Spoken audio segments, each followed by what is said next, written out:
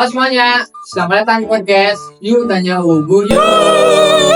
Hari ini kita akan bahas topik yang sangat menarik dan penting bagi para programmer. Algoritma program dinamis.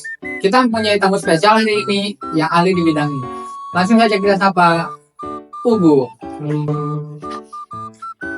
Halo semua, terima kasih sudah mengundang saya di podcast kali ini. Senang banget bisa berbagi pengetahuan tentang algoritma dinamis di podcast kali ini. Oke, sebelum kita masuk, bisa jelasin nggak sih secara umum tentang algoritma ini? Oke, algoritma dinamis adalah teknik pemrograman yang digunakan untuk memecah masalah besar. Nah, untuk menjadi masalah yang lebih kecil dan menyimpan hasilnya untuk menghindari perhitungan ulang. Nah, ini membuat solusi menjadi lebih efisien dan lebih cepat. Mungkin banyak yang penasaran ya, kenapa kita perlu belajar algoritma program dinamis ini? Boleh. Algoritma ini juga sangat berguna untuk banyak situasi nyata, terutama dalam masalah optimasi dan pemecahan masalah. Menjadi bagian-bagian kecil, kita bisa menyelesaikannya dengan lebih efektif dan lebih hemat waktu. Ini juga sangat krusial ketika kita bekerja dengan data dalam jumlah besar atau ketika kita harus membuat keputusan yang lebih tepat. Oke. Contoh nyatanya apa aja sih yang kita temui dalam kehidupan sehari-hari? Nah, bisa banyak banget. Misalnya saat kita pakai aplikasi navigasi seperti Google Maps atau Waze. Algoritma dinamis membantu menemukan rute terpendek dalam waktu singkat. Selain itu e-commerce seperti Amazon atau Tokopedia. Nah, rekomendasi produk berdasarkan riwayat pencarian dan pembelian, kita juga menggunakan algoritma ini untuk memberikan saran yang paling tepat. Oh gitu ya. Bisa kasih contoh nggak aplikasi dari algoritma ini dunia nyata? Nah, itu Oh jadi gitu ya. Bisa kasih contoh nggak sih aplikasi algoritma ini di dunia nyata? Nah, tentu saja salah satu contoh yang paling umum bisa kita temukan adalah aplikasi pencarian rute terpendek di Google Maps.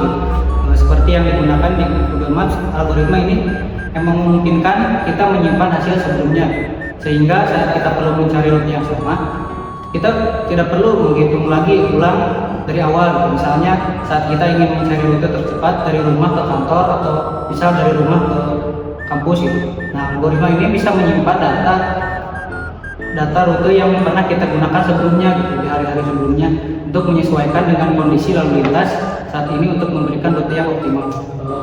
Selain itu, ada nggak sih bidang lain yang menggunakan algoritma ini?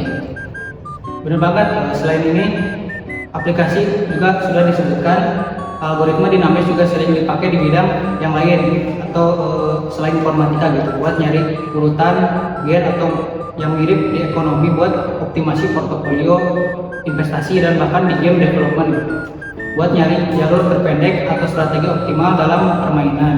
Misalnya dalam bioinformatika, algoritma dinamis digunakan untuk menemukan kesamaan antar dua sekuens DNA yang sangat penting dalam penelitian genetika. Iya.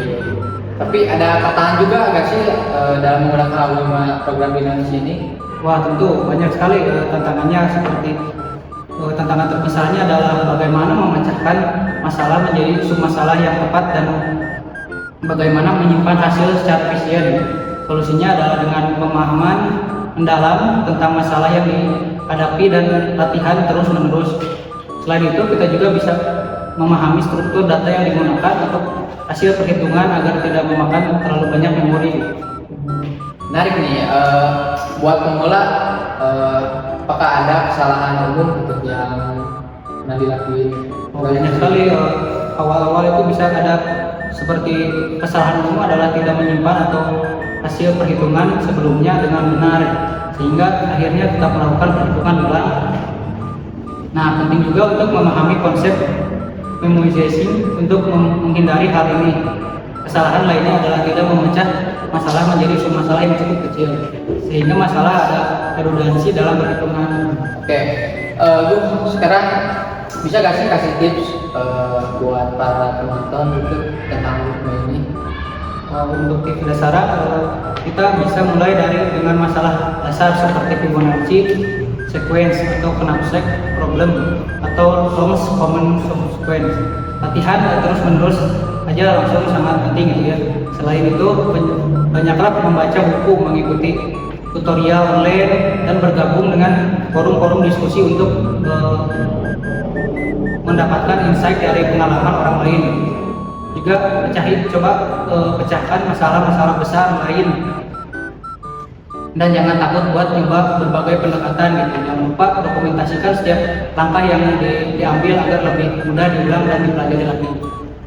Kalau boleh tahu, menurut Ubu nih, sumber belajar terbaik tuh buat mendalami algoritma itu gimana ya?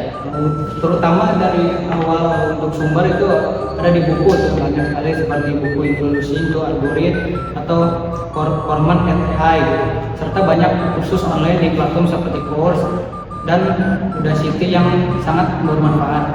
Forum seperti Stack Overflow atau jadi tempat yang baik untuk belajar di komunitas itu. Juga cek blog dan YouTube channel dari programmer terkenal yang sering berbagi tutorial dan tips. Jadi untuk merangkum diskusi kita hari ini, algoritma program grafis membantu menyelesaikan masalah besar dengan memecah masalah menjadi kecil, menyimpan hasil untuk pembenahan ulang. Meskipun ada tantangan, dengan latihan dan pemahaman yang baik, kita bisa mengatasinya. Dan algoritma ini sangat berguna dalam berbagai aplikasi nyata, mulai dari navigasi sampai bioinformatika. Oke, sekian ya dari kami. Terima kasih banyak Bu sudah berbagi pengetahuan ya yang sangat berharga. Semoga pendengar kita mendapat banyak manfaat dan semangat untuk belajar lebih dalam tentang algoritma program dinamis. Sama-sama. Terima kasih juga sudah mengundang saya di podcast kali ini. Semoga bermanfaat dan semangat belajar untuk semuanya. Jangan lupa tetap curious dan selalu berinovasi. Oke, sampai jumpa di episode berikutnya. Dan di record aja.